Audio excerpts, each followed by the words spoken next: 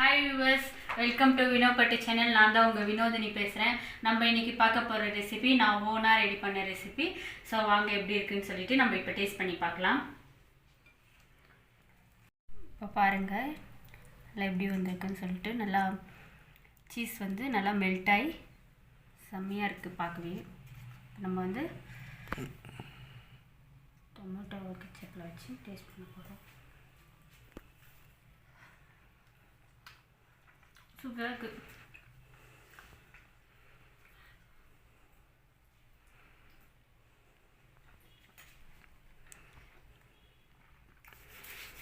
ரொம்ப சூப்பராக இருக்குது. இதை நான் எப்படி பண்ணியிருக்கேன்னு சொல்லிட்டு நீங்கள் வீடியோக்குள்ளே பார்த்தீங்கன்னா தான் உங்களுக்கு தெரியும். கண்டிப்பாக ட்ரை பண்ணி பாருங்கள். குழந்தைங்களுக்கெல்லாம் ரொம்ப பிடிக்கும் இந்த ரெசிபி. பெரியவங்க கூட நல்லா விரும்பி சாப்பிடுவாங்க. ஸோ கண்டிப்பாக நீங்கள் ட்ரை பண்ணி பார்த்துட்டு எனக்கு எப்படி இருக்குதுன்னு சொல்லிவிட்டு கமெண்டில் சொல்லுங்கள். இப்போ நமக்கு தேவையான பொருட்கள்: இஞ்சி பூண்டு 1 டீஸ்பூன் எடுத்துக்க போகிறோம். வெங்காயம் தாளிக்கிறதுக்கு மாவு பிசைஞ்சு வச்சிட்ருக்கேன் நான். இது பச்சை மிளகா 2 வச்சுருக்கேன். பட்டர் கொஞ்சம் வச்சுருக்கேன். இது வந்து உருளைக்கிழங்கு, கேரட்டு, பீன்ஸு இந்த மாதிரி குட்டி குட்டியாக நான் கட் பண்ணி வச்சுருக்கேன். இது தக்காளி, கருவேப்பிலை, தேவைக்கேற்ப உப்பு, மிளகாத்தூள், மஞ்சாத்தூள். இப்போ நம்ம செஞ்சு பார்க்கலாம். நம்ம ஒரு பேன் வச்சிட்டோம். பேன் வச்சுட்டு பேன் காஞ்சிடுச்சு. நான் கொஞ்சமாக பட்டர் போட்டுக்கிறேன்.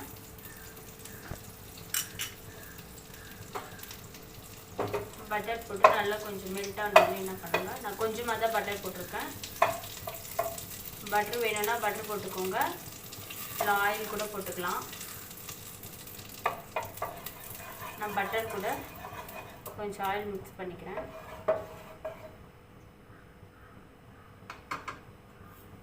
ஆயில் நல்லா காஞ்சிடுச்சு. நான் கடுகு கொஞ்சம் போட்டுக்கிறேன்.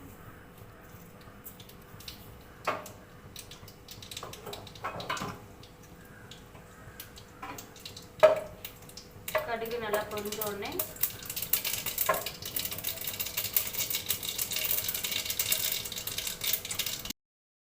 வெங்காயம் போட்டு நல்லா ஃப்ரை பண்ணிக்கலாம்.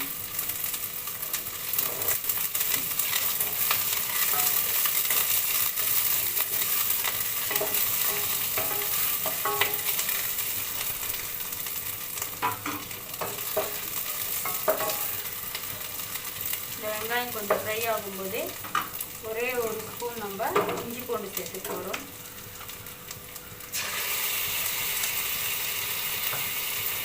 இஞ்சி பூண்டு நிறைய சேர்க்கணும்னா கொஞ்சமாக சேர்த்துக்கலாம். ஒரு ஸ்பூன்.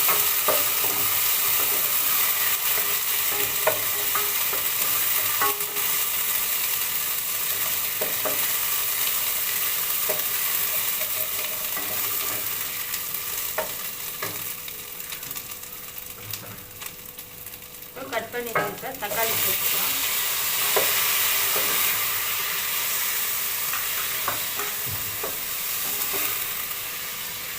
அது கூடவே நம்ம பச்சை மிளகாவும்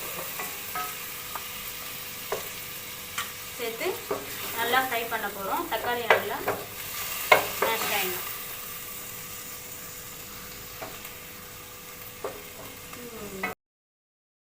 இப்போ நம்ம கொஞ்சமாக கருவேப்பிலை போட்டுக்கிறோம். கருவேப்பிலை போட்டு கட் பண்ணி வச்சிருந்த வெஜிடபிளெல்லாம் இதெல்லாம் நம்ம சேர்த்துக்கலாம். உங்களுக்கு என்னென்ன வெஜிடபிள் வேணுமோ அதெல்லாம் கூட நீங்கள் இந்த மாதிரி குட்டி குட்டியாக கட் பண்ணி போட்டுக்கலாம். நான் வந்து கேரட்டும் உருளைக்கிழங்கும் போட்டிருக்கேன்.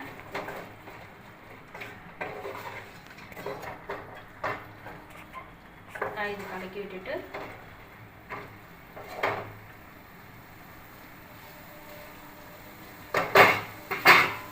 இது கூட நான் எடுத்து வச்சிருந்த மிளகாத்தூள் கொஞ்சம், மஞ்சள்தூள் கொஞ்சம் எடுத்து போட்டுக்கிறேன். உப்பு கொஞ்சம். காரம் வந்து கொஞ்சம் கம்மியாக போட்டுக்கோங்க, ஏன்னா நம்ம வந்து பச்சை மிளகா சேர்த்துருக்கோம் ஆல்ரெடி. பெப்பர் கூட சேர்த்துக்கோங்க. நான் பெப்பர் சேர்த்துல, நீங்கள் சேர்த்துக்கோங்க. இது நல்லா ஃப்ரை ஆன உடனே கொஞ்சமாக நம்ம தண்ணி ஊற்றி இந்த வெஜிடபிள் வேக வைக்க போகிறோம்.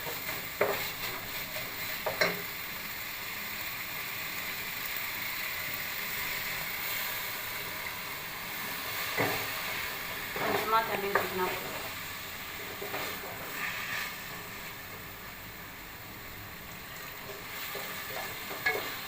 இப்போது கொஞ்ச நேரம் இந்த காய் வெந்ததுக்கப்புறம் ரெடி பண்ணிக்கலாம். நம்ம என்ன பண்ண போகிறோம், கொஞ்சமாக கொத்தமல்லி போட்டு ஆஃப் பண்ணிட போகிறோம். அவ்வளோதான், முடிஞ்சிச்சு. நம்ம வந்து கோதுமை மாவு ரெடி பண்ணிவிட்டு இதில் நம்ம ஸ்டஃப் பண்ண போகிறோம். எப்படின்னு சொல்லிட்டு பார்க்கலாம். மனையில் நம்ம கொஞ்சம் மாவு போட்டுட்டு பிசைஞ்ச மாவு நம்ம தேய்க்க போகிறோம். நல்லா ஒரு ஸ்கொயர் ஷேப்பில் தேய்ச்சிட்டு எப்படி ஸ்டஃப் பண்ணுறதுன்னு பார்க்கலாம். இதில் வந்து இப்போ நம்ம மடிக்க போகிறோம். கொஞ்சம் எண்ணெய் போட்டு, உங்களுக்கு வேணும்னா நீங்கள் நெய் போட்டுக்கலாம், பட்டர் போட்டுக்கலாம். நான் எண்ணெய் தான் போட்டுக்கிறேன்.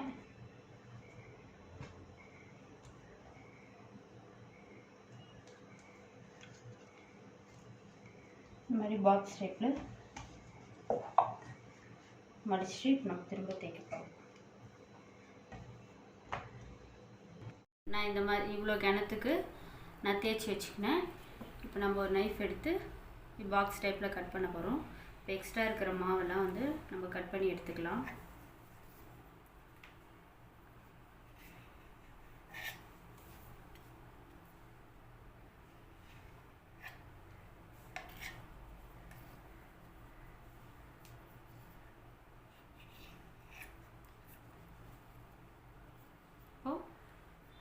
நம்ம இதை வந்து 4 பீசஸாக போட்டுக்கலாம்.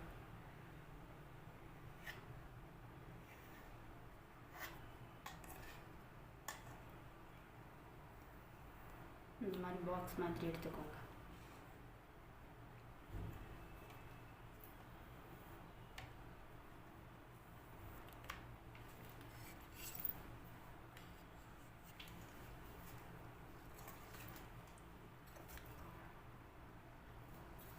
இப்போ நம்ம வெஜிடபிள் எல்லாம் நம்ம ரெடி பண்ணி வச்சுருக்கோம் இல்லைங்களா.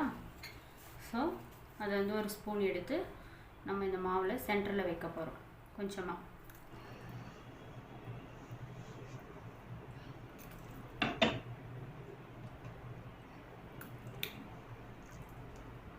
இப்போ நம்ம என்ன பண்ண போகிறோம்னா, இந்த மாதிரி மாவை வந்து நம்ம ஃபோல்ட் பண்ணிக்க போகிறோம்.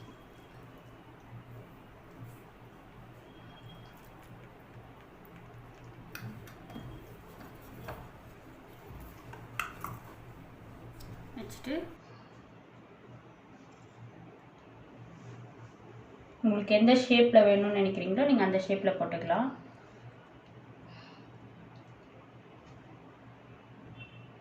போட்டுட்டு எக்கோட ஒயிட் இருந்தால் நீங்கள் இது மேலே ப்ரஷ் பண்ணிக்கலாம். நான் எக்கோட ஒயிட் எதுவுமே எடுத்துக்கல. நான் உள்ள சீஸ் வச்சுருக்கிறதுனால நான் இன்னொரு ஃபோல்ட் பண்ணிக்கிறேன். ஃபோல்ட் பண்ணிவிட்டு பாருங்கள், இந்த மாதிரி டிசைனில் நான் போட்டுக்கிறேன். இப்படி போட்டுக்கிட்டிங்கன்னா சீஸ் நல்லா மெல்ட் ஆகும்.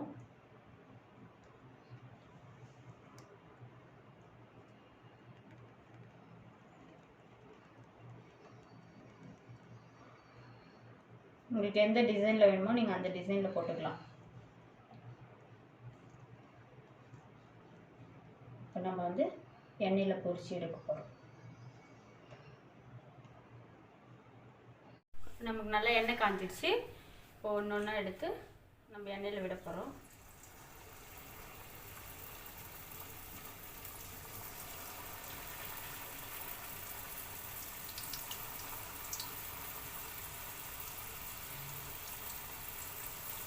தினமும் நம்ம மடித்து வச்சுருக்க பக்கத்தை வந்து கீழே விட்டுருங்க. ஃபஸ்ட்டு நல்லா அது எண்ணெயில் விடும்.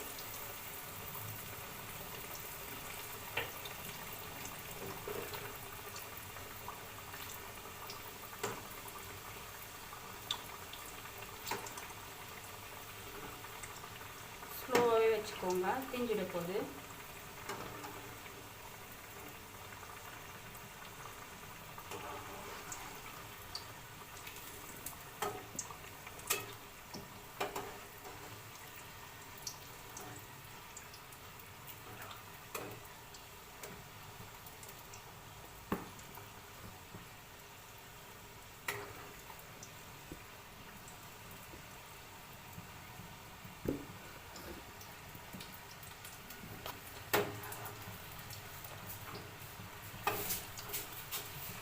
நல்லா இது வந்து பொன்னிறமாக ஆயிடுச்சு. இப்போ நம்ம இதை எடுத்துடலாம்.